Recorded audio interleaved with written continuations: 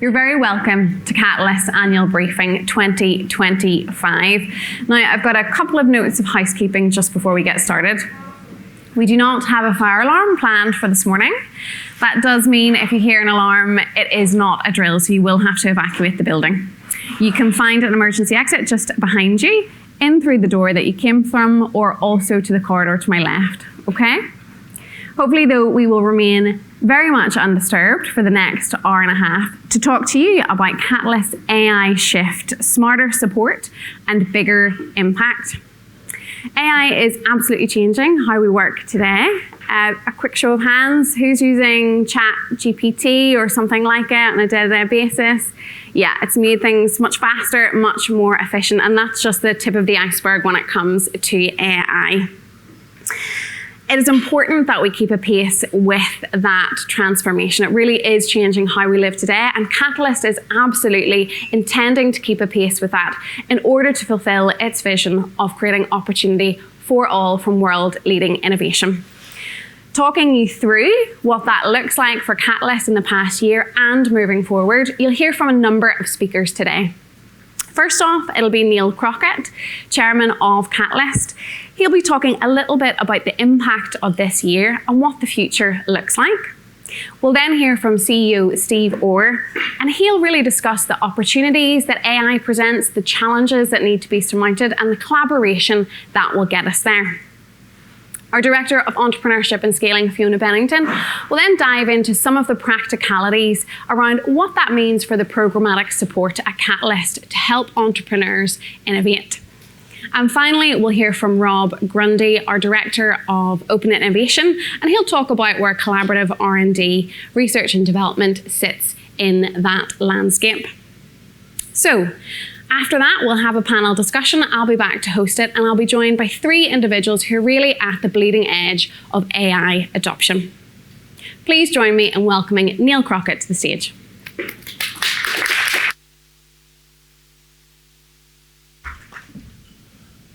Good morning. First of all, thank you very much for joining us this morning.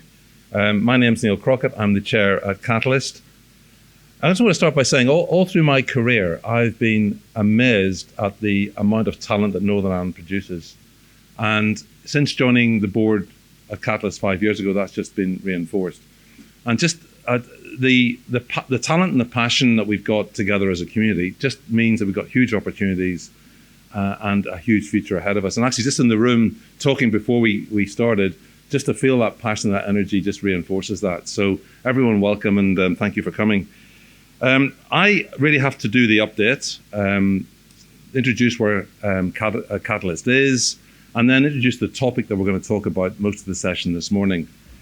So let me start off with talking to you about the things that aren't changing. So our vision and our strategy at Catalyst is not changing, and there's no plan to change. So our vision and strategy is accelerating opportunity for all through world-class innovation. And we intend to do that by making it easier to innovate in Northern Ireland. That's really backed up by three key strategic pillars or focus areas that we have, and they still remain constant. And this is where we spend our time and where we spend our money mainly. The first of those is a focus on accelerating and leading deep science collaborative R&D. And that really is about bringing together businesses, small, large businesses, universities, backed by government funding, and then looking at challenges, developing insights, creating new businesses and new business value. So that's a big strand that's been there for a long time. The second focus we have is this sort of conveyor belt that we want to build in Northern Ireland, which is helping people think about being a startup, helping them be a startup, helping them scale up, and then helping them move towards being an innovation-driven enterprise. And it's really important that we do accelerate that conveyor belt, because the estimates are that for every job created in an innovation-driven enterprise, it pulls through 5 more jobs in Northern Ireland in other SMEs. So it's a really big focus. Now, the third focus area that we have is one that we added last year, and it's really important. So we do all this great innovation. We have this great innovation community. Everyone's having a lot of success, but there aren't enough people playing or involved in it. So we really want to try and reach out and get more and more people involved in innovation. I guess we are particularly focused on those people who are furthest from opportunity. We just need to make sure that we're getting everyone involved in the game. So that's what we call inclusive innovation. So collaborative R&D, the whole startup scale-up IDE, and inclusive innovation are our three focus areas, and will remain our focus areas. And then another thing that's not changing is our approach. And our approach really, in terms of working in the communities we work in, is to enable, to support, to connect. And we're increasingly doing that in line with the DFE priorities of creating good jobs, of increasing productivity, of regional balance, and net zero. And something that's really important to us, and which we're putting a lot of time and effort into now, is making sure that's done, and I'm borrowing a phrase here, making sure it's done with purposeful collaboration with the other organizations that are adjacent to us. So particularly thinking about, for example, I&I, Digital Catapult, AI Collaboration Center, and the universities. So we really need to make sure that it's purposeful collaboration between all the parties involved. And then finally, what's increasing and hasn't changed is we're thinking increasingly about all of Northern Ireland. Queen's Island's really important. It's the heart, that's where we started, but we're thinking in the context of trying to do our work for all of Northern Ireland. And we have 3 campuses at the moment. We've got one in Belfast here, we've got one in Derry, Londonderry, and we've got one just opened up in the city centre. So, what we're doing, there's a lot of constancy in that, and there's a lot of impact. Just to give you some ideas of the things that have been achieved in terms of Catalyst's work, we've had 8,000 school children now go through Generation Innovation, and 90% of them are saying that they feel much more ready for a career in innovation. Programs like, for example, Hello Possible, where we've actually taken 1,700 people and have supported them, the furthest from opportunity, and we've supported them to start their entrepreneurship journey. Programs like Invest, co-founders, we've supported the creation of 235 startups, and that population is forecasting an increase in jobs and revenue of 5 times in the next 2 to 5 years. So, really sustainable impact. And when we then get the companies and move them on, programs like Best Camp Boston, Way to Scale, Inbound Investors, we've helped companies with our partners. We've supported companies raise £127 million worth of investment. And, we've actually got them, again, forecasting massive increases in sales and job creation in the next 2 to 5 years. So, and that, by the way, that is those programs. But in addition to that, you've got to think about the communities we have here in Queen's Island and the vibrancy and the way they work together, the way they support each other. That's on top of those formal programs. So a lot of great work. Measuring impact is really important for us, just to have a little bit of a footnote here. Because if you think about it, we are a not-for-profit organization, and our real profit and loss is the impact that we make together with our partners for Northern Ireland, both economically and societally.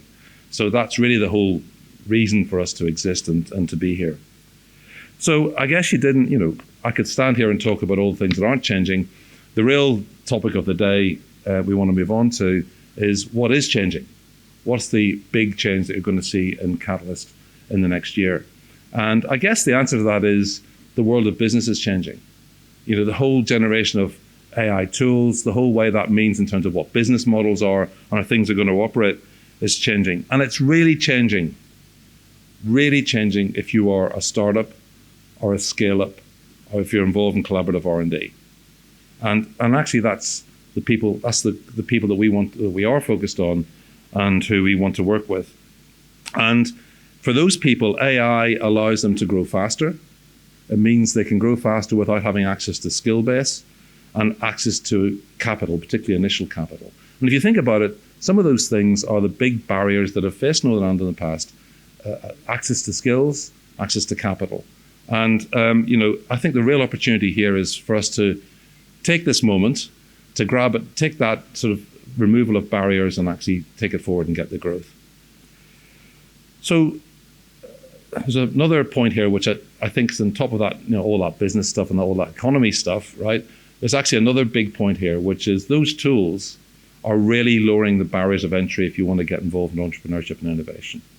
And the way I think about it is that the AI tools that are coming through are like rocket fuel for inclusive innovation. So it's a really big boost, if you like, in terms of our focus on that work and that inclusive innovation. And our big change, I guess, the big thing that we're going to do differently is we're going to make sure that our innovation community is really understanding and equipped and using the best of those AI tools. Okay, and we're also going to make sure that the programs, the way we work, the way we operate is refreshed and rethought in terms of, you've got to eat your own dog food. We want to make sure that we're using those tools also to be the best we can. And again, let's say that our plan is to do that in collaboration with partners. Our plan is to reach out and get the best worldwide partners. We're working closely with MIT. It's really important for us to work here in Northern Ireland with organizations like AI Collaboration Centre and make sure that we're coming together to get, for our population, which is the startups, the scale-ups, people involved in collaborative R&D, get them best equipped. So I guess the rest of the agenda is talking about that big change. And by the way, it's a big change that's happening very quickly. The guys will talk about how quick it is. The thing that really amazes me is not the tools, it's the speed at which this is happening is the actual quite surprising thing. So the rest of this morning, we're going to unpack what that means. We're going to say, what are we going to do about it? And then we're going to say how we're going to support people as they go through the journey. And Steve, I won't go through again, but Steve's going to set the framework.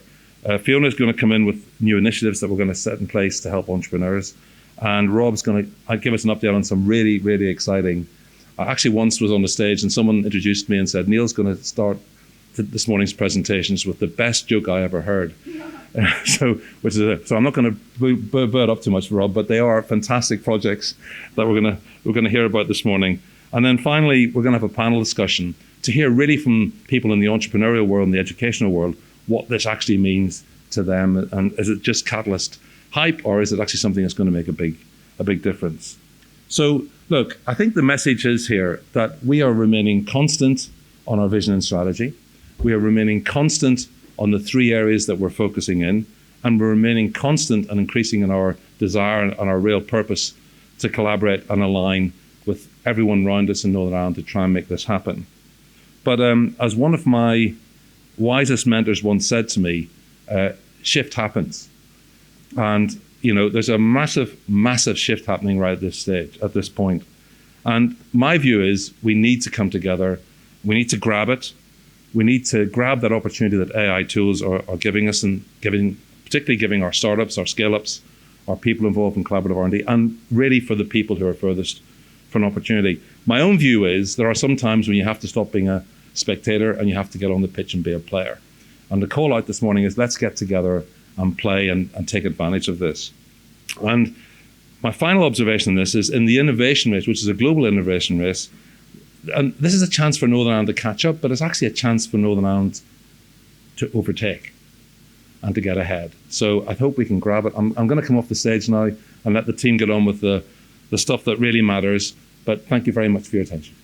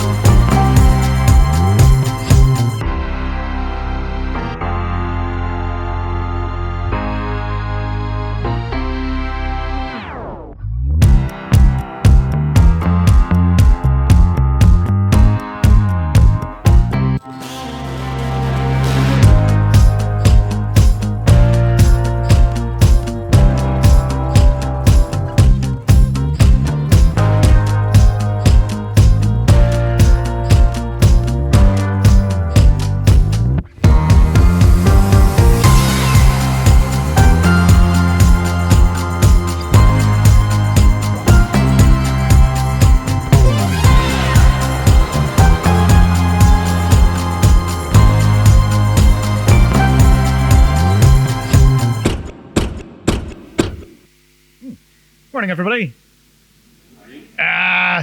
Let's do that again. It's sunny. Morning, everybody. It's good to see so many friends here, and thanks very much, Neil. It is brilliant to have such good support and alignment from the Catalyst board, and it's great to see so many board members here today, and you're all very welcome. Hi, Sharon. Great to see you, Council. Mark, how you doing? I'm just going to talk a little bit about the more contextual shift that's happening with AI, and I think many of you will know about it, but many of you may not. And the way that I could put it is that for about the past 3 months, I have felt like an Italian doctor at the onset of the pandemic. But what I have noticed is that almost every week, in chatting to people, more and more people seem to have much greater awareness, and much more people have fear in their eyes but they know that something needs to happen.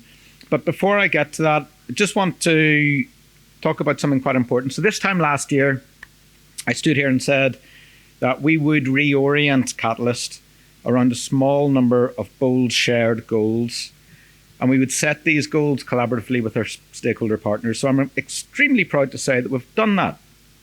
Okay, so Catalyst is now focused, as Neil mentioned, on 3 10-year goals. 2 of those goals are locked in, and a third will be finalised in a few months, which has been led by Innovation City Belfast, and a much broader team of stakeholders to collaboratively set that and much better alignment in the activities that we do. So the goals that we have set were co-designed by 69 stakeholders across 39 organisations. And just briefly to add to what Neil teased us with a minute ago, they're focused on, if I put it this way, about innovation-driven enterprises. Northern Ireland's become good at creating them. Next, we want to become great at scaling them. Yeah? We need to drive more inclusive entrepreneurship. So we want by 2035 that Northern Ireland's mirrors the demographics here in age, race, disability, gender, and geographical distribution. Okay, and then the third one, which we're going to have shortly, is about putting Northern Ireland on the map through innovation. Now, this is one of the most significant strategic shifts in Catalyst's history. And we've gone from being broadly supportive to sharply focused and very aligned. So thank you to everybody in this room who helped to make that happen. But while we were doing this work, the ground beneath our feet shifted. The last 12 months have seen a profound acceleration in artificial intelligence. And this is not just another wave of innovation. It's something much bigger. Like electricity or the internet, AI is a foundational shift. The kind that changes how everything works. But unlike those earlier revolutions, this one is arriving faster. AI is no longer an emerging technology. It's becoming an operating layer for everything, and it's already showing up in ways most people don't see. There are now businesses being created by an AI and fully staffed by digital employee agents. Okay, think about that for a second and rethink your own business model in the context of your new competition. Okay, entire product pipelines, marketing functions, customer service, all managed by agents. And now, in the last few months, swarms of agents. We're seeing startups move from idea to product to market in days or weeks, not months, with a fraction of the capital and a fraction of the people. And while this creates a massive opportunity for those who act quickly, it's already creating risk for those who do not. In real terms, disruption is not arriving as a single headline event. It's arriving through a series of small losses, contracts not renewed, staff not replaced, competitors quietly overtaking. In real terms, disruption is not arriving as a single... At Catalyst, we've modelled the potential impact on Northern Ireland's economy, and we expect to see noticeable disruption within 12 to 24 months if we do not act fast enough. This moment requires more than interest, it requires intention. We can choose to lead, but that window is closing. Northern Ireland can become a world-leading example of how to turn technology disruption into inclusive economic growth. So you're about to hear from Fiona and Rob. They'll take you into the detail of how we're adapting our support for entrepreneurs and innovators. And to be clear, Catalyst is not all of a sudden AI only. Right, we're still going to work with in the creation of regular innovation-driven enterprises, medical devices, new clean energy or climate and energy ventures, or in advanced manufacturing. But even those companies will now need to be equipped with the latest AI tools to enhance their speed, reduce their costs, and amplify their potential. And as Neil mentioned, let us not pretend that this shift will be evenly distributed. AI has the power to widen the digital divide faster than anything we've seen. Without intervention, it will. But it also lowers barriers, it reduces startup costs, it amplifies individual creativity, and it makes location less important. This is why Catalyst's vision of opportunity for all from world-leading innovation is more urgent than ever. We're not just focused on those who are already ready.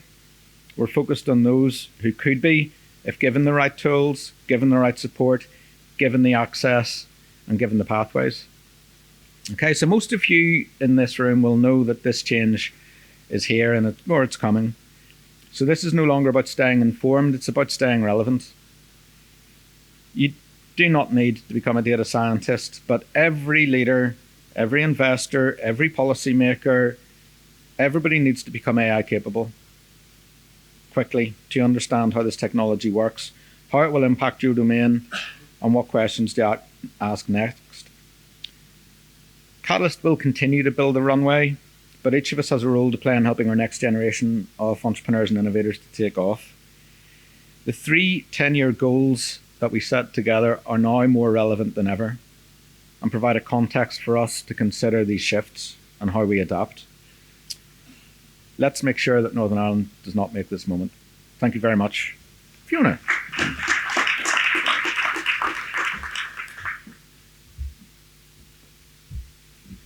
Thank you very much, Steve. I think I have the most fun part today where I get to reveal something.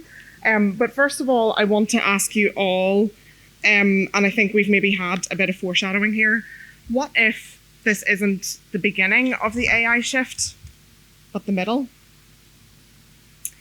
Many people think we're at the start of the AI revolution, but what if this massive change has already happened quietly and much faster than we expected? Let me show you a quick demo. Here's a very basic example of how non-technical founders can already use very basic AI tools to generate working prototypes for customer testing in minutes. I offered a platform called VO, a simple one-sentence written prompt explaining that I'm a founder working on a storytelling solution called Unfold to help other technical founders quickly develop compelling stories for pitching technical companies.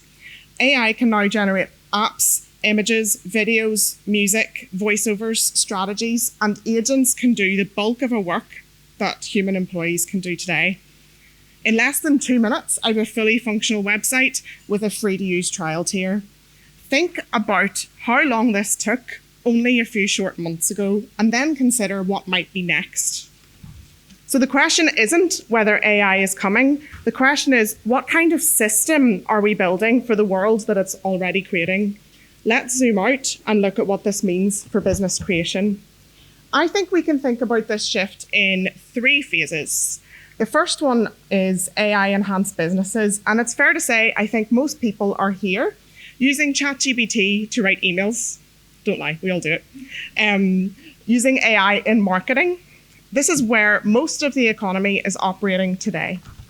The second phase is AI core businesses. This is a pretty big shift and it's already happened. These are teams of 10 or 15 people who are building global companies with AI as their product and in their operations.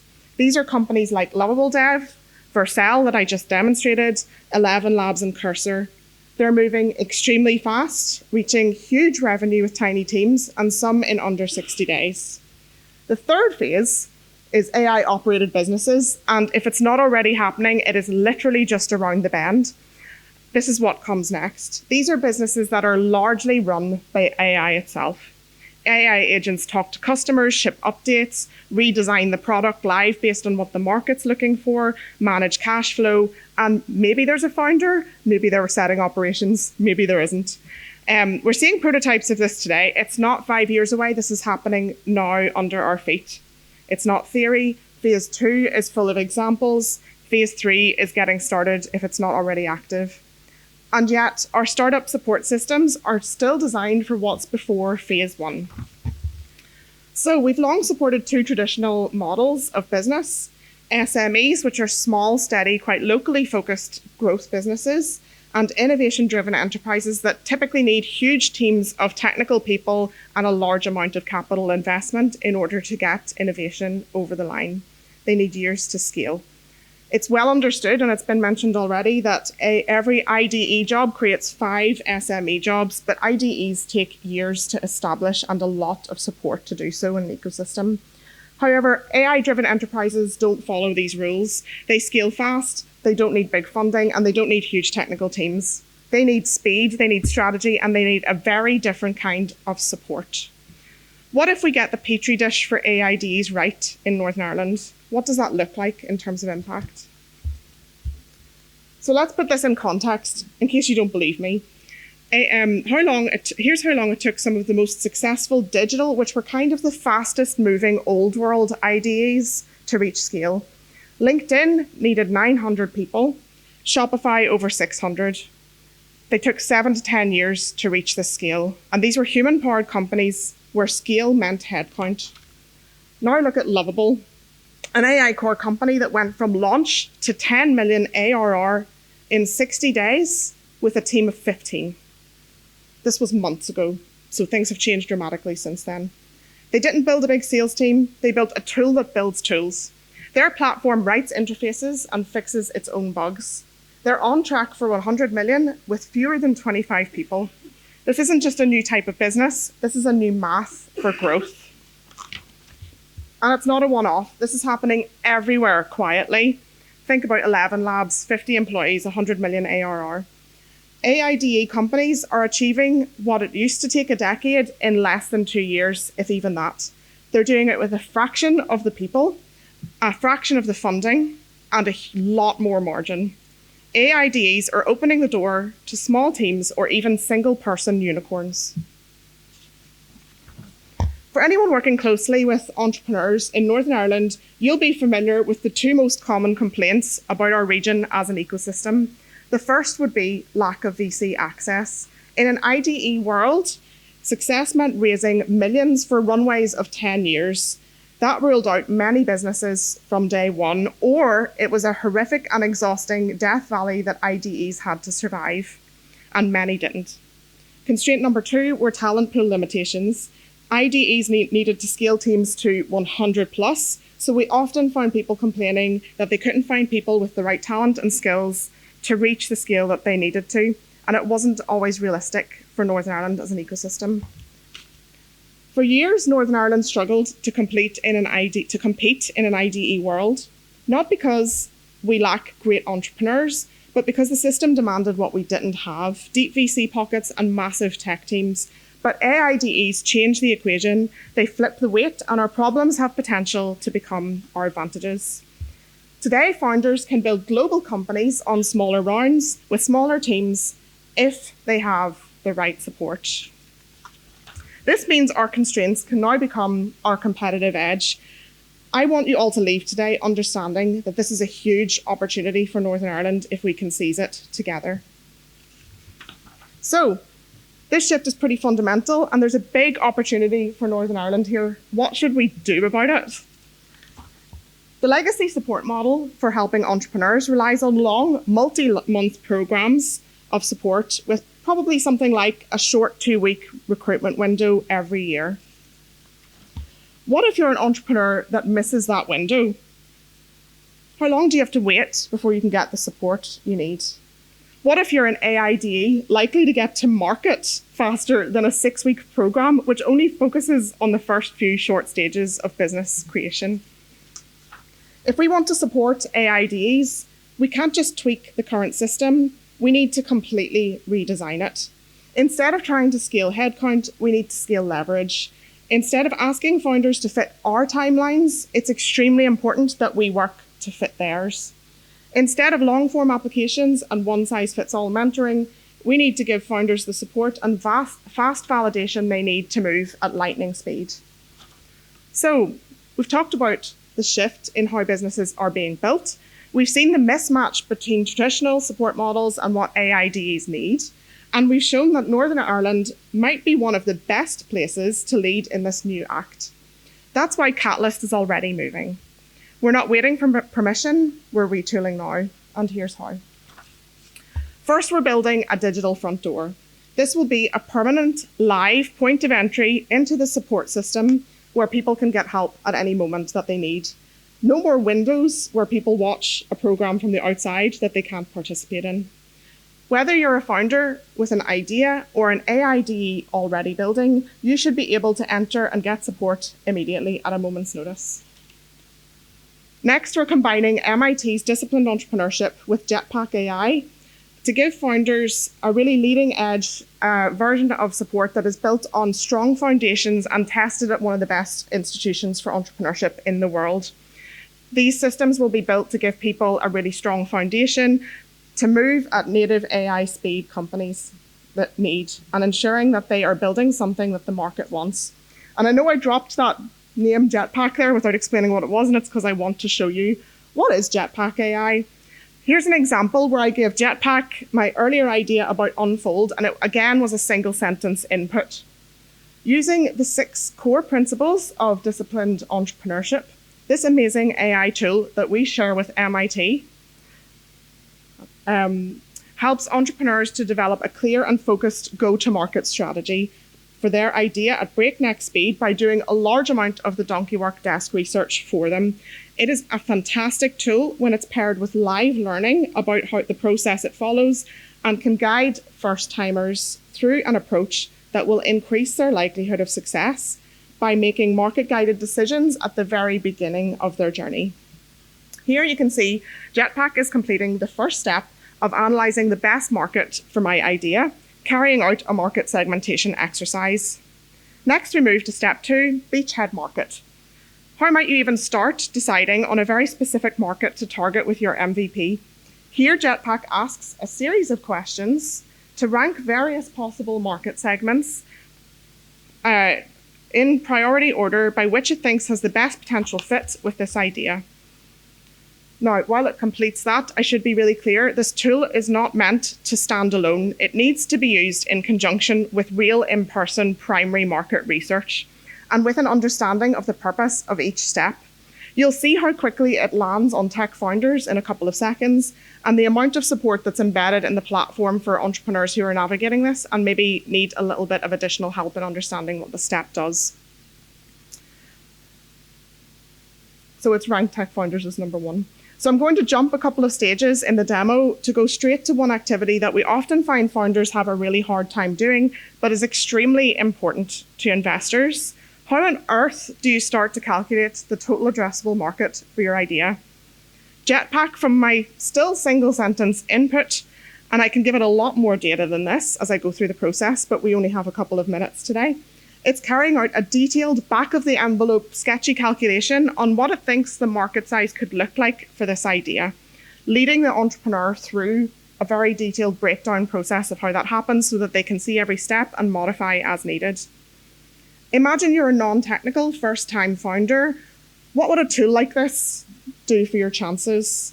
Would you feel less overwhelmed if you had been armed with this before you meet an investor and you're asked questions about your addressable market size, or maybe why you chose to hone in on a very specific market? We have barely touched the surface of the 24 steps plus that this bot encompasses. Here's a quote from one such founder from our community who's currently using it, which I received last week. Jetpack feels like winning the lotto for entrepreneurs. Being able to pull together that level of data and insight just by entering your idea and tweaking it as you go, it's just amazing. I imagine reaching the same conclusions would normally take a lot of time and money. This tool shows how AI can accelerate business strategy and development and can help us to help entrepreneurs to build on strong foundations right from the beginning, from the moment that they can form a sentence about their idea. And I don't know if you spotted there, but there's about a $16 million total addressable market for my idea at Unfold. So I think I'm just going to hot-foot it out of here now that I have a prototype and a total addressable market. But the thing is, I could probably do with the technical co-founder. Conveniently, that's something that we've built into our system. Whoops, sorry. Isn't it a good thing that we're designing systems into this agile engine in order to help founders find co-founders and co-founding teams on purpose, not just through random networking? Think of it as structured serendipity, supporting collisions that can become full companies. Then we're plugging in agile support. Workshops and education sessions that will offer AI fundamentals, pitching, tools, and whatever else we're seeing an active need for assistance on in the rest of the system. Founders can move freely around all of these always-on supports as they needed, picking up what they need as they proceed on their journey at their own pace, whether it be fast or slow. Importantly, and I thank Steve for landing this point, because I'm really concerned that people will think Catalyst is becoming AI only, we think that this will be a better way to support all kinds of IDE entrepreneurs, not just AI ones. As it's active whenever people need it, and we're less likely to lose that window of opportunity when somebody has a desire to start a business. So instead of waiting 6 months to run a cohort, we're building an evergreen system where people get the support they need at the moment they need it most. We are also seeking ways to collaborate with investors to create new kinds of agile and very highly responsive investment support, whether that be for equity or grant-based support, for these companies who are going to need much smaller injections of cash much, much faster. And finally, we're exploring ways to move companies who do extremely well in this agile system onto our scaling supports perhaps much earlier than they would normally proceed to do so when they show really high potential as they move around this system. And so that the rest of our activity can match the pace of what we've built here. So what does this mean for Northern Ireland? Traditional IDEs require huge VC rounds. AIDEs don't. That opens the door for a different kind of entrepreneur and a different kind of capital, leaner, earlier, and more outcome focused. It's a huge opportunity for Northern Ireland to turn what has been a historic challenge into a competitive edge. AIDEs also require fewer skilled hires, and that's a strength in a talent-constrained ecosystem. These new ventures can achieve massive traction, reducing the pressure on hiring and upskilling in the early stages. They scale fast and they lift others as we grow. As we've mentioned already, every IDE job creates 5 SME jobs. Just imagine what a wave of fast-growing AIDEs native to Northern Ireland, what difference that could make for the economy and for the opportunities for the people who live here. There's a powerful inclusion opportunity. I've shown you how quickly, and I'm not a coder by any means, I was able to build a very early stage prototype. With AI tools, people without traditional tech skills can now build, test, and launch products at breakneck speed, allowing diverse and underrepresented founders access to these tools. We can unlock an entirely new generation and type of entrepreneur in Northern Ireland who might otherwise have been left behind. Finally, a system like this, with always open, always recruiting ethos and focusing on strong foundations, will be a better experience for any kind of entrepreneur. This is a change that we're making to match entrepreneur pace, whatever that is, and whether they use AI or not. Finally, this wave of AI native entrepreneurship changes everything. It turns our previous constraints into a competitive advantage for our region, but only if we act. We have the tools, we have the talent, and now we have the timing. The AID wave is our chance to move forward. Instead of trying to catch up as a nation, we have the opportunity to lead. It starts now, and it starts here today. Thanks very much.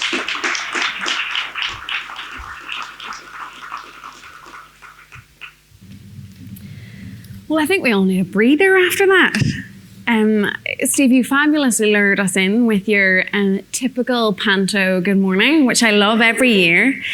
And then we've gone on a bit of a whirlwind, to be perfectly honest. It is clear that big change has happened, big change lies ahead, and Catalyst is absolutely embracing that big change internally, along with its consistent vision in order to help support entrepreneurs and innovators here in Northern Ireland.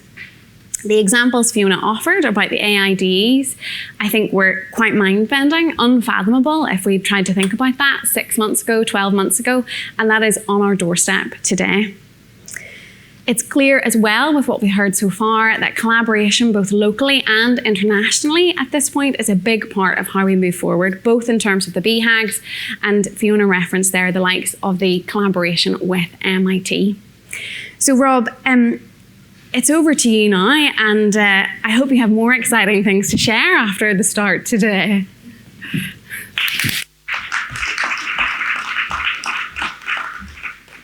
Thanks, Hannah. Yeah, breathtaking. What an incredible theme Fiona set there around our future with AI and AIDEs. It's really exciting to. Sorry, can you hear me now? This is terrible because I'm going to wander over there and wander back again. James is going to be waving at me all the time. Get back over there. I'll stay here. Can I use one of those? Is it on? All right, here we go. This is it. Okay, so slight change of tack now. I'm going to talk about innovation and open innovation, inclusive innovation, and innovation for all. As Steve alluded to in his introduction, innovation is one of the three main pillars of our focus over the next few years, and we're very determined to make it work and make it work for everybody. I'm going to tell you about a couple of projects we've been fortunate enough to land in the last kind of month or so that really change the scene for Catalyst and its involvement in inclusive R&D and accessible R&D, and really breaks down so many barriers institutionally and geographically to make cutting-edge research as impactful as possible. So we're focused here on breaking down barriers, geographic and institutional, simplifying access to world-class research expertise and facilities. And we want to make this as efficient as possible. So the point is to integrate our AI into R&D and innovation to make it an expedited process to get it to market and have it have impact. And that impact is felt economically, but also in other ways, bringing companies together to work together with academia to be that much more effective going forward. And the beauty of this is that it crosses borders. It brings our island together in a way that we haven't seen before, and really promises to deliver much more than some of its parts. So I'll just talk in a little bit more detail about each one of these. The first one I'll touch upon is the Northwest Centre for Advanced Manufacturing 2. This is particularly satisfying because it builds on the success of the original Northwest Centre for Advanced Manufacturing, which was a project that Catalyst led, finished a couple of years ago, with a slightly larger geographic range actually. It was funded by Interreg and included the west coast of Scotland as well as Northern Ireland and the border counties of the Republic. But it was really positive. I know that because I was involved with the company that was involved in it. But Northwest Cam 2 builds on this with a focus this time on sustainable advanced manufacturing with AI integration. Sectoral focus here is health and life sciences, and the key areas are digital twin, additive manufacture, and the use of future materials. Now, both these projects have something in common, and they have a dual strand. And this is really elegant because it combines deep research with an implementation element as well. So you've got traditional academic deep research across institutions, but also an implementation phase involving SMEs that allow them to get to the market much more efficiently. The second project is One Health. This is really fascinating because it bridges three sectoral areas of focus. It's very interdisciplinary. So you have health, agri-food, and environmental systems, and data sets held within those brought together to take a holistic view on what we can do to improve human health, animal health, and the state of our environment by encompassing all of these different data sets. And how do we do this? We do this by integrating data, and we use AI to modify that process and decrease some of the fragmentation within the system. And again, we've got deep AI research across the institutions and an engineer-led accelerator program. It's remiss of me on this not to mention the partners involved here. So with Northwest Cam, it's a collaboration between ourselves, Atlantic Technical University, Northwest Regional College, and also UU and Trinity College Dublin. And with One Health, this is a partnership between ourselves, Queen's with Momentum 10, Galway and Tyndall are also involved in this as well. So really a number of institutions and SMEs right across our island. So how is AI playing a role in transforming this collaborative research environment? Well, it breaks down silos. Some of the tools that we heard about before that Fiona described allow us to communicate much more efficiently, share data much more efficiently, make decisions much more efficiently. And that breaks down the silos to research. It also expedites the process. The ability to take these tools and apply them to conventional research practices allows you to get to the discoveries that are going to transform your area of focus much more quickly. And that will enable rapid prototyping, but also validation.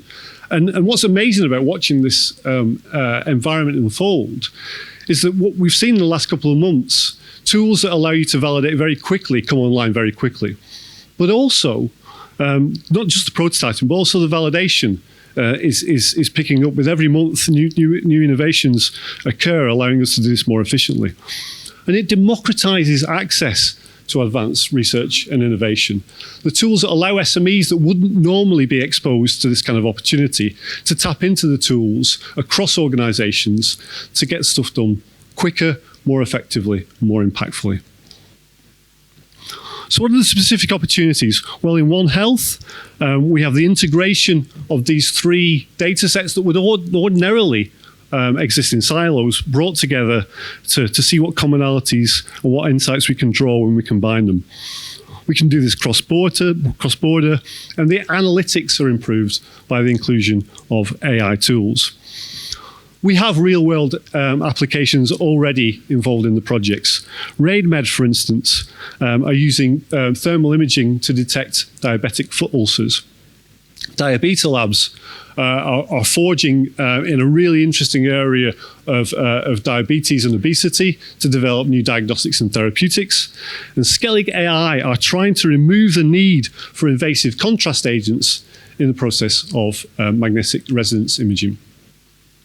What's the economic impact? Well, there should be significant rise in the profits from these precision medicine and digital health companies. Creation of high-value jobs within the sector and beyond, because this is multidisciplinary. It has the opportunity to impact a very wide range of sectors and therefore jobs. And it positions our island to be at the forefront of this One Health concept. In terms of advanced manufacturing, again, we've already got real-world evidence of projects that are having impact in this area. Orivo are optimizing their production process by the inclusion of digital twins. Lawrence Engineering are enhancing the durability through additive manufacturing practice. And we've got AIM and Nowlog who are looking at real-time monitoring and control using AI in the manufacturing process.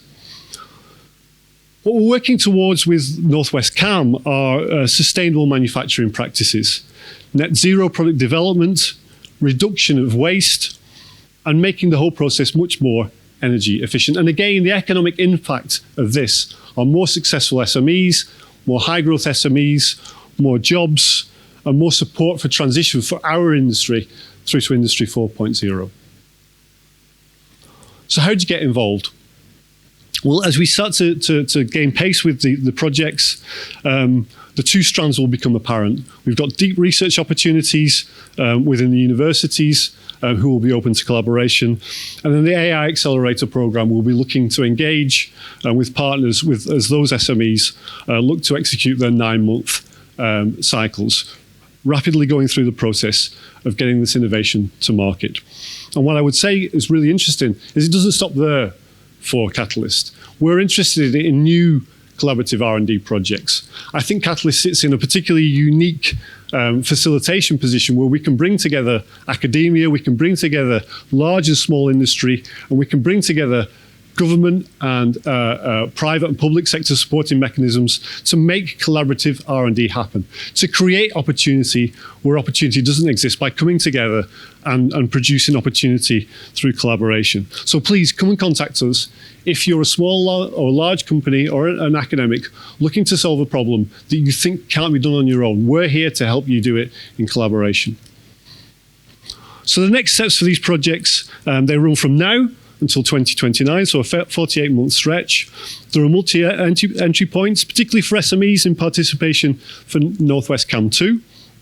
And so there are immediate opportunities to engage now.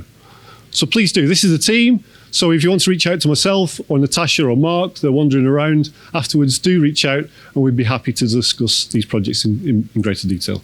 Thank you very much.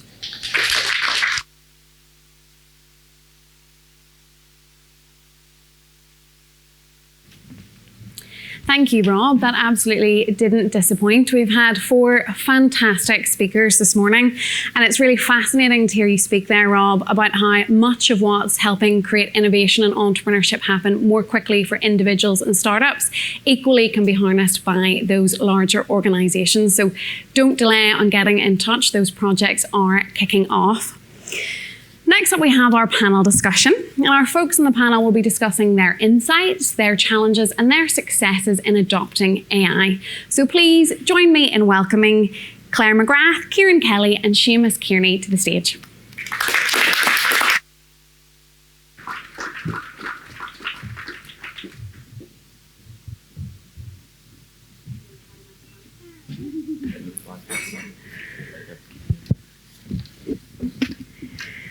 Well, thank you so much for joining us today. We have about 30 minutes for this discussion, and we will leave time for audience questions. So do keep that in mind as we move through the discussion. To kick us off, I'd like some brief introductions. So a quick 30-second intro. I'd love to know who you are, what it is you do, and why AI currently matters to you. Kieran, would you like to start us off? Sure, thank you very much. First of all, can I say thank you to the team at Catalyst for the invitation today. I'm not allowed to talk at home, so this is a great opportunity to start and share with you. So my name's Kieran. I'm the founder and CEO of a small company called Ubloquity. We were born in 2021 as a result of Brexit and the need to move goods across borders.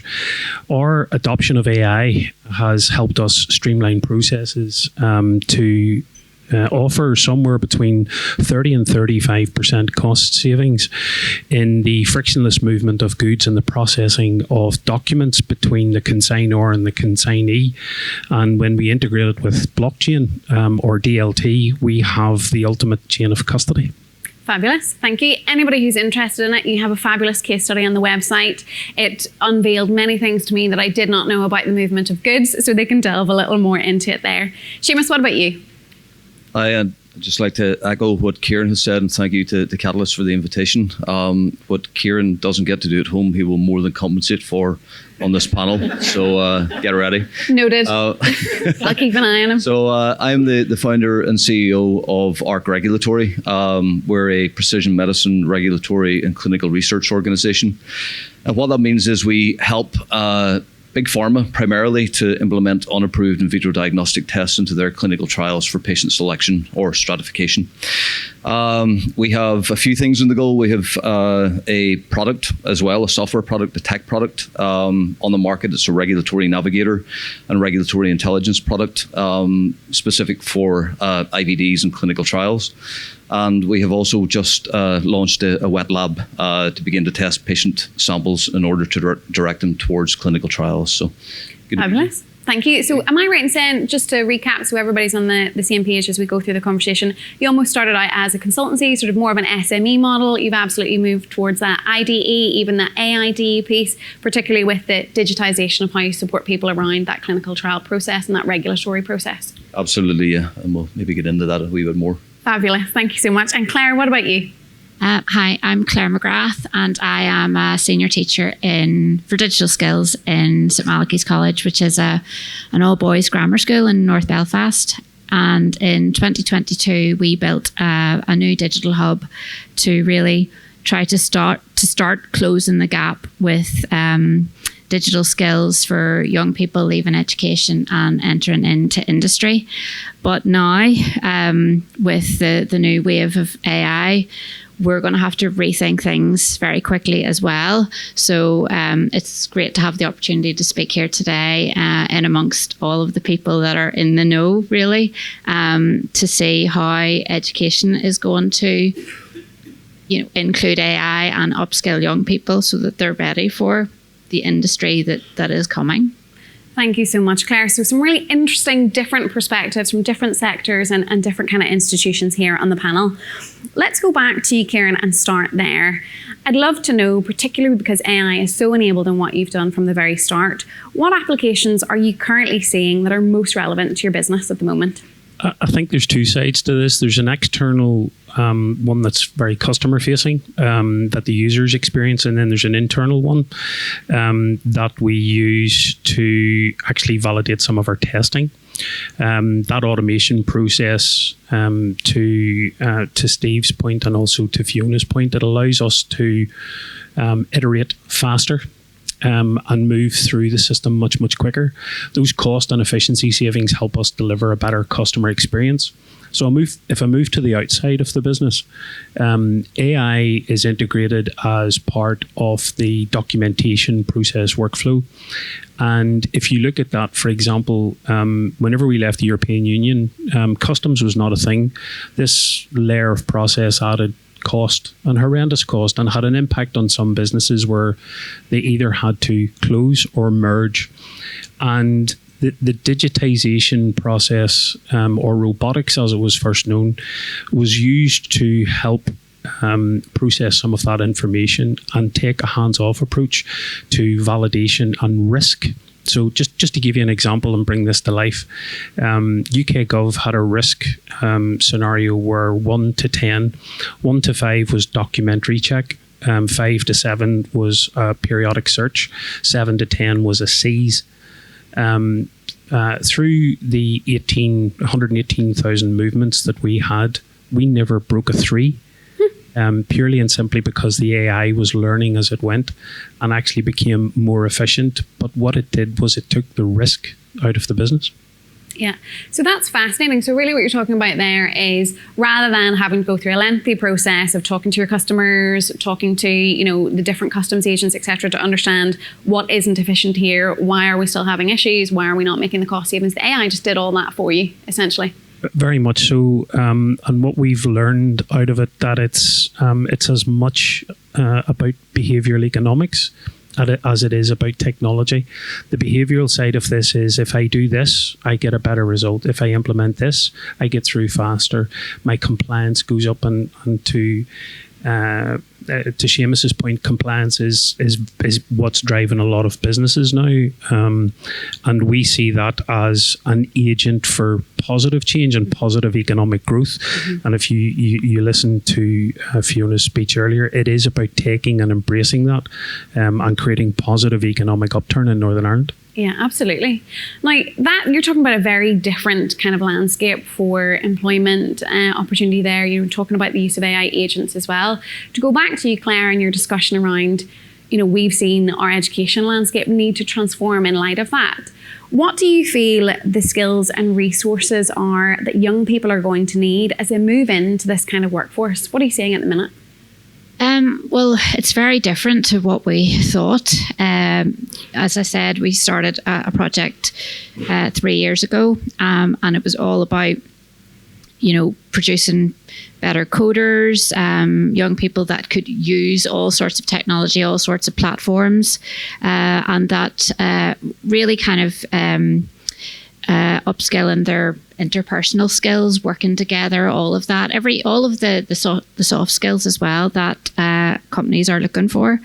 But with this AI wave, now it seems that they're going to have to be upskilled in terms of being able to use AI, understand it, but also to have those human qualities as well. So the way I see it going forward is that it's going to be people and AI. And AI is going to be doing an awful lot of things that we used to do ourselves, but we're still going to have to retain those human qualities, things that the AI necessarily won't have, things like empathy, ethical decisions, connections with other people. So we feel that we're going to have to start ensuring that young people are working and behaving like that, and are in the right position to be able to use AI collectively. Yeah. So you've talked there a little bit about AI engineering, the idea that we might be overseeing those kind of agents. You also talked about prompt engineering, how we use it, the ethics around it. Is there anything that you're implementing at the moment in the school to test out the development of skills in this area? No. And is that coming down the line? What are the hopes? Well, the hopes are that that's what we would be doing. The hopes are that we would be delivering personal learning journeys for young people, making use of AI in order to actually develop personal education courses for young people that would help to break down all sorts of barriers, so that we would use it as an educational establishment, that we would use it to design these courses, but that as young people use it, that they would develop their own learning paths as well in the ways that they learn themselves. So we would hope that AI would be able to transform education like that. Right now, that's not happening at all. AI has entered education within Northern Ireland in that the C2K system, which is the IT system that is all around schools, they are upskilling groups of teachers right now in terms of making use of AI, Google Gemini and Microsoft Copilot. Mm-hmm. And there's just special little groups of people that are making use of that. But there's no talk at the minute of young people using AI or how that is going to transform how they learn and why they learn. Interesting. It's a really big challenge, isn't it? And it's just sort of individuals really pursuing that and pushing that forward because they're conscious that that is a shift that's happening. Let's go to you, Seamus. Obviously, you've mentioned you work in the pharma space. There's some big challenges that Claire mentioned there. What are the biggest challenges you've encountered with the adoption of AI, particularly with, how the business has changed in the last few years?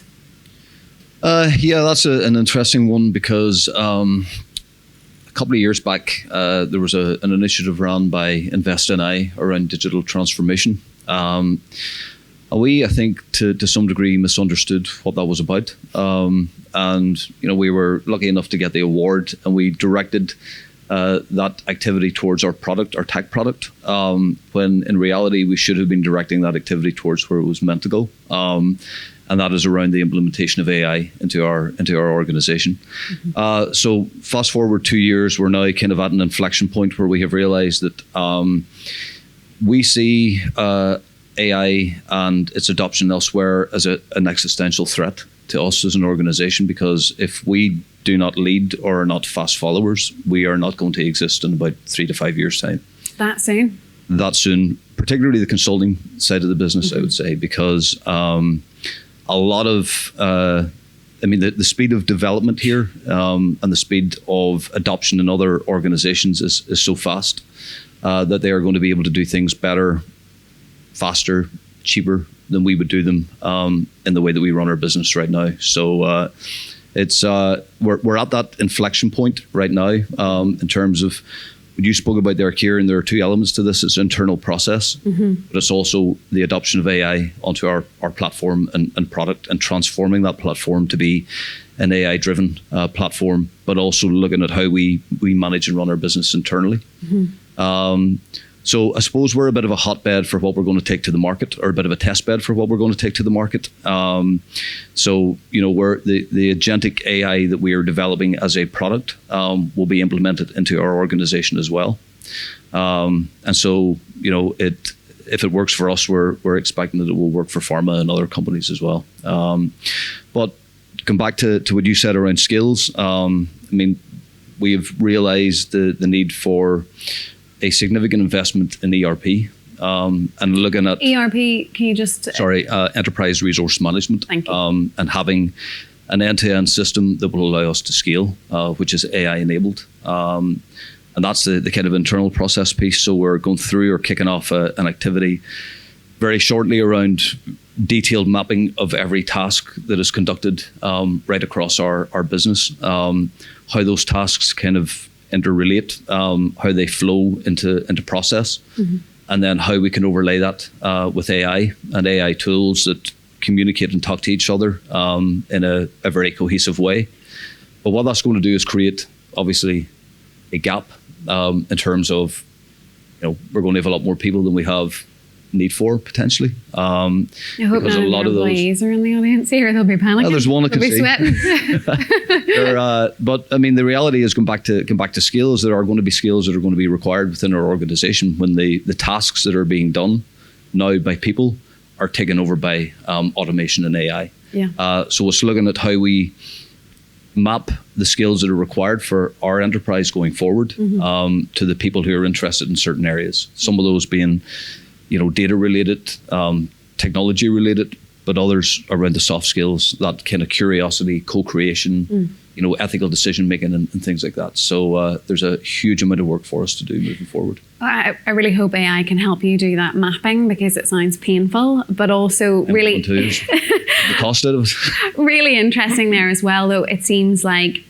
education institutions, businesses will be undertaking a very similar process, whether that's for young people or whether for their employees in terms of upskilling. There could be a lot of learnings there. So I hope you get a chance to keep this conversation going. Kieran, I think Seamus touched on it a little bit there around the urgency of AI adoption. You talked about the pace. You give a really sort of stark timeline on, the consultancy side of the business would become invalid at that point. Can you give us a sense of the urgency from your perspective around that need for AI adoption? I think that's a great question. If I take where we are this morning, as entrepreneurs, and the definition of an entrepreneur is a lunatic that jumps out of an aircraft and builds a parachute on the way down. The support mechanism here within Catalyst, the ecosystem that it has created, allows us to drive rather than be driven, and that whole support mechanism that sits behind it. I am not an AI specialist. I am an entrepreneur who wants to drive and who wants to change, wants to benefit Northern Ireland, but the speed at which AI is being adopted means that Northern Ireland is in the best economic place possible, with the skill set, the leadership, the infrastructure that we have to move even faster by embracing this technology.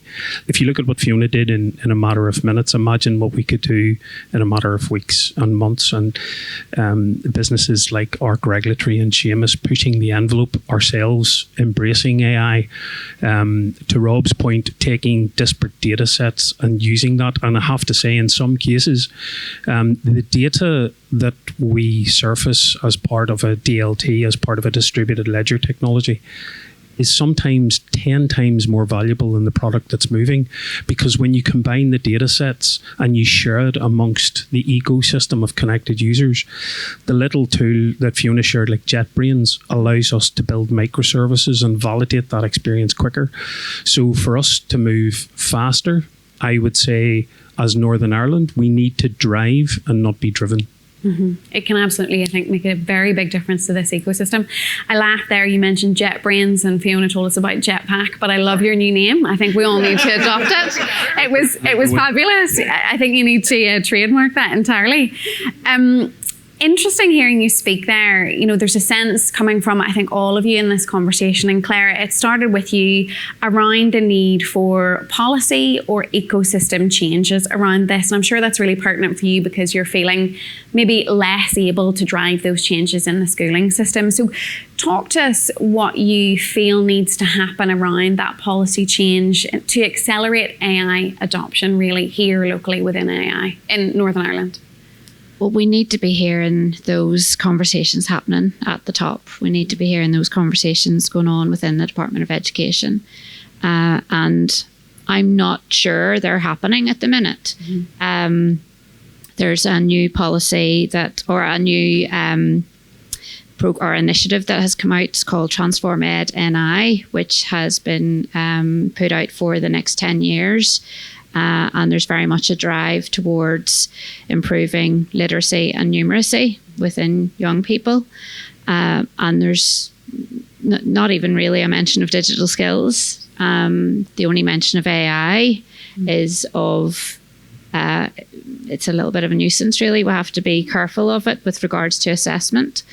So When you say that, is that like, oh, are people using AI to do their work for them? Are they writing their essays with it? I mean, who wrote a speech today with AI? Probably everybody. The talk within education at the minute.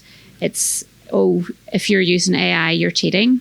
Right. You know, and teachers are more talking about how do we work out if this student turned in something with AI, or, you know, and I feel like I'm sitting in a world that's going, does everybody not know what's going on here? Mm. So really what we're trying to do is push forward ourselves with our own vision in the hope that that would be something that could be scaled around Northern Ireland. We see the talent that is in Northern Ireland, and a lot of young people that are passed by because they're disengaging with the education system. We want to see an education system that is great for all young people, that breaks down whatever sorts of barriers they have and gives them the chance to shine, that gives them the chance to allow their talents to come forward. And that is not something that I see coming from the top at the minute. It's alarming, isn't it? Because when you say, oh, you can't use AI to do that, or you get punished for it, or don't do well, it's setting a precedent that is a bad thing. We shouldn't do that. This isn't something that we should use to our advantage. So it's a deep concern, I'm sure. Now, Seamus, just to round out with you before we go to the floor for Q&A, you're obviously in the pharma industry. You know Kieran here well. I'm sure you have, and know many other folks in the business world adopting AI. Do you think there are specific industries only that can stand to benefit from AI adoption, or are you seeing that proliferating across the board? What are your thoughts? I mean, it's just proliferating across the board, absolutely. I think the sector that we work in is unique in that, any agentic type AI solution that we bring forward has to be 100% accurate 100% of the time. And so there's a lot of work going on within our organization to make sure that the product that we are developing and that will be implemented into the vision is it will be implemented quietly into pharma's ERP system. They won't even know that they're using this in the background, but that it is 100% robust and is returning the correct response every time the AI is asked. That's maybe less relevant in some other sectors, but certainly I think every business is subject to statutory requirements. So where you're using AI to deliver compliance, you want it to be 100% accurate 100% of the time. I think, sorry, if we can just kind of go back to the policy piece as well. Please do. I mean, I think we've recently taken on a number of technology focused individuals in our organization, and when they talk about what the 5-year sort of business 4.0 looks like, it is quite frightening, I have to say, in terms of what AI will be capable of, and what it will do and what it will take over. So in my view, I think we need to be very careful about the direction of travel, and we'll talk about policy. I do believe there has to be some statutory guardrails put around what it is that AI can and should be doing. A kind of a to hear and no further, and let humans take over at that point. Because while we have statistics from the World Economic Forum that the job creation is going to more than offset the job losses as a result of AI. I think that is also an evolving picture, and that could very easily swing the other way. Mm-hmm. So yeah, that's my tuppence worth on policy and where we need to be thinking about just putting some controls into what it is that we're kind of allowing to happen. Of course you can. And then I'd love to get just thoughts as well from you just on that policy piece, Kieran, if there's anything you'd like to add. Go on ahead, Claire. Yeah, just again, jumping on the human qualities that we need to make sure that we keep in amongst all of this. It's going to be possible. It's possible really now that parents of young people might go, do you know what, you don't really need to go to school anymore. You can just sit there and have your AI tutor and just work with that all day long. But we don't want a world where that's going to happen, where young people are kept at home just to work day in, day out with an AI tutor in order to learn. In my mind, schools are still going to be very much needed to bring people together for community and to work together. And I think schools, the purpose of the schools are going to shift. The purpose of teachers are going to shift, in that teachers themselves will become guides, and the AI are going to be the all-knowing things. But we've got to make sure that we still have young people coming together, working together, that they're developing those social skills, and that we don't end up having, lots of people dotted about working on their own and, becoming hermits and forgetting, who or what they are or why they matter. Yeah, I think community very much here at Catalyst is something that really is a big part of entrepreneurship and is part of innovation. So you've made that point quite clearly. Kieran, anything quick to add on that policy piece before we open out for Q&A? I'll just be very quick. I think the leadership need to come down, policymakers need to come down and sit in the engine room and understand what's actually happening at the coalface. Listen to those that are using these tools, making these decisions, have these challenges. If you sit at the highest level and refuse to understand where the problem exists, you can't actually solve the problem. You're just really just addressing a topographical issue. But if we consider the need to change policy, at the heart of everything, it's people. Economic benefit, but behavioural economics. If I can use this tool to better, if I can drive innovation, come and sit in the engine room, understand what's happening. The leadership within We Are Catalyst, the businesses that are embracing this, the need to bring education on the journey, and the empowerment to make those decisions faster. During COVID, we innovated more in 10 months than we had in 10 years. AI is innovating more in a month than we are in 10 years. So we either embrace or we fall off. And I go back to the same analogy, drive or be driven. Thank you so much. So a clear call to action there from Kieran. Come down and get in the engine room. I think that's an invitation if anybody wants to come and visit you, Blockbody. But it's a really key point, and one I know a couple of members of our audience sitting at the back there will be really proud to hear. They always encourage shadows and shares, which is what they call them, where you attend and you learn through seeing and doing the experience and the reality.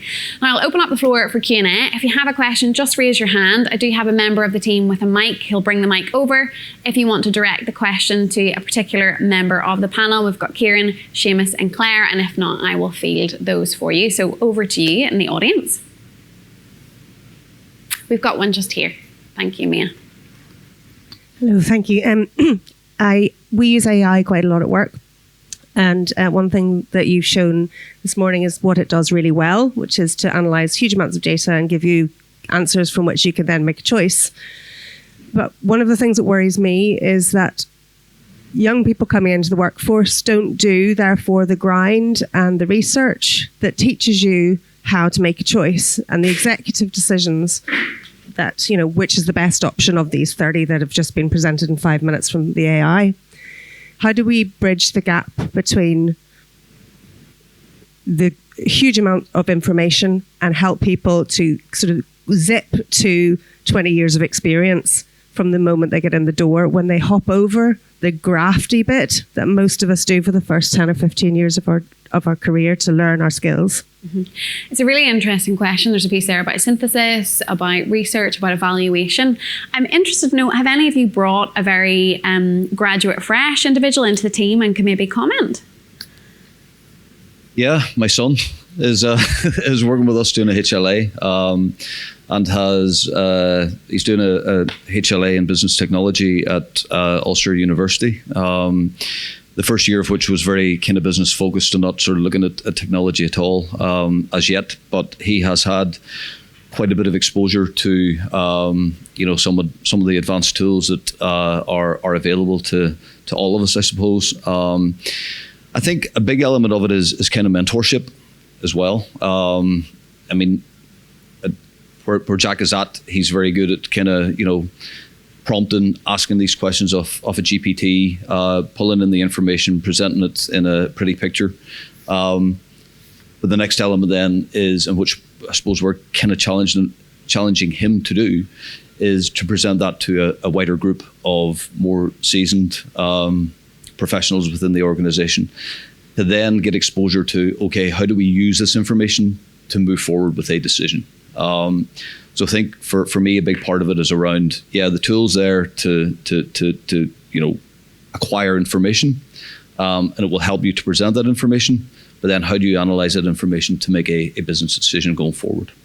Fantastic. You're nodding your head there. Yeah, if I can add to that. So just two things from my point of view. The AI engines are becoming more alert to challenges, so they can actually challenge, but it is down to the leadership. It's down to that mentoring to say, okay, have you thought about, and it's about empowerment. We use a program in work called Holacracy, which is distributed empowerment. Make decisions, but verify. Trust, but verify. And the engines now are getting challenge responses. So you've thought about this, but okay, tell me you're thinking about this. So they're asking questions as they're doing that. They're learning more. But to someone in a very heavily regulated industry like Seamus, it's pushing that envelope, and it's using that information to create those challenges coming back. And I think the challenges are greater than the actual output, because it refines. And I think, to your point, it's the leadership that can actually help those individuals learn by refinement and the challenge response. Every time you speak, Kieran, I just think about AI becoming sentient, and I think about a great novel, if anybody's into fiction, called Playground, that I just finished, and it talks to some of this in a very optimistic way. Claire, is there anything you'd like to add there in terms of what you're seeing about school leavers, for example, and how they're navigating this environment that the question covered? With school leavers, they're going off in all sorts of directions. They're some of them are going directly into industry. Some of them are going to university. Some of them are starting up their own companies. And we're seeing more and more apprenticeships appearing, which is becoming a very great option for young people, because with going to university, they're incurring so many fees and a lot of debt. Whereas with apprenticeships, they're going straight in. They are getting trained up on the job with the right knowledge and skills, and they're actually still able to study, 1 day a week. Mm-hmm. They're becoming, the option that young people are going for. More so than university degrees. I think that's going to continue to change. I think maybe university degrees themselves are going to change. Maybe some will even die out because young people are choosing to study a particular subject and then wondering what they're going to do afterwards. So I think all of that is going to change, and it's all going to be based on what is required by industry and what is required to develop the economy.